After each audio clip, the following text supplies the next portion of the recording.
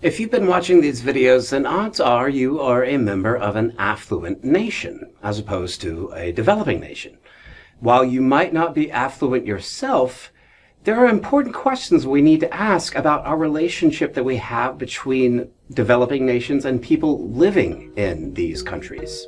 What, if anything, do we owe to them charitably? Let's talk about it.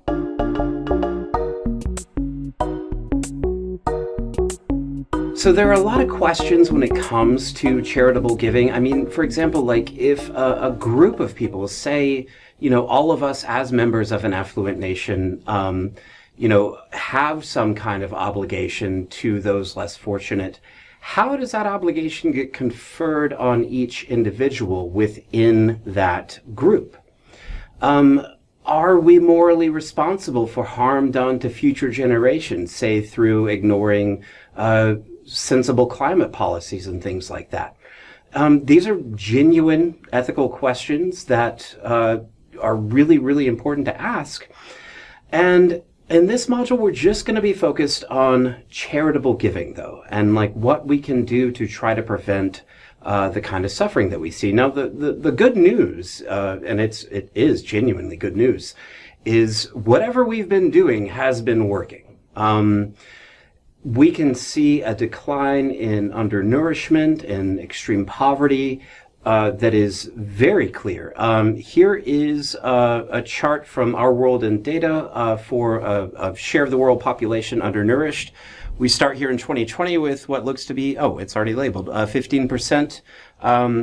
We do see a little spike here. This is just COVID happening. And so we get a little 1% spike here, but we are down now to pre-COVID levels. So that's good. And these reports don't come out like every year. So this is the most sort of recent data I can find. But yeah, this is a really significant drop. Take a look just from 1990, right? This is the share of the global population in extreme poverty, nearly 40%. In 1990. And by the way, extreme poverty, you can kind of see down here, is defined in terms of living on less than, what is that, $2.15 a day. So yeah, that's some extreme poverty. Again, we do see a little blip here during COVID, but it looks like things are starting to normalize again. So that's nice to see. Here, we've got famine death rate by decade, and this goes pretty far back. So we see some, cyclical kind of things. This 1960s, this is when China decided it wanted to get really industrialized, and so had everybody stop farming and start, working in mills and plants and stuff, and then a whole bunch of people starved as a result.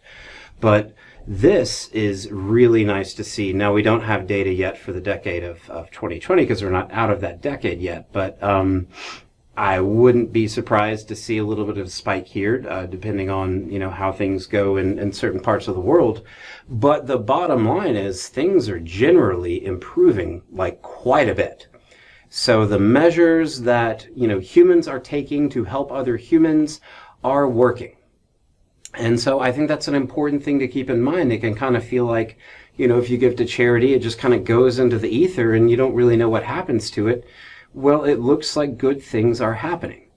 Now, as we are talking about this stuff, I do want to just give some quick little caveats.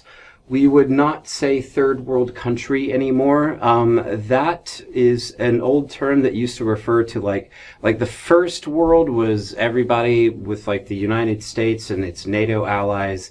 And the second world was, the Soviet Union, or now Russia and its Warsaw Pact allies. And then the third world would be everybody not allied with them. It's not how we want to think about things. It's an outdated and kind of offensive term. We'd want to say developing nations now. We are going to be talking about arguments with respect to famine relief, but these arguments could be made with respect to any kind of giving in general, any kind of charitable giving.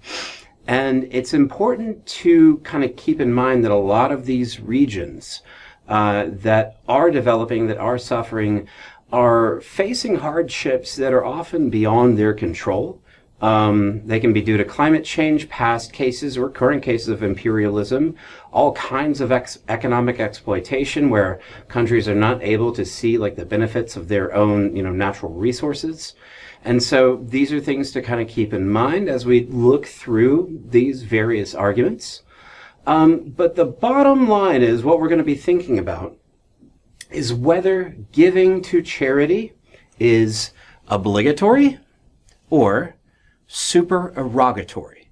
These terms came up in Module 4, I think, when we were talking about consequentialist theories. And at the time, there was an objection that we talked about that, like, hey, it looks like with consequentialism, there's no such thing as like a supererogatory act. And it's like, oh, that's kind of problematic. We're going to see the same thing crop up here. We tend to think of charitable giving as supererogatory. It's great if you do it, but it's fine if you don't, right? You're not blameworthy for failing to give to charity. We are going to be looking at a very famous argument from Peter Singer that, in fact, if you have the resources to give and you are not giving, then you are doing something immoral. In other words, that charitable giving is obligatory. It is a radical conclusion that is very, very surprising. But if you follow his argument piece by piece, it kind of comes together and really makes a lot of sense. So let's get talking about it. I'll see you then.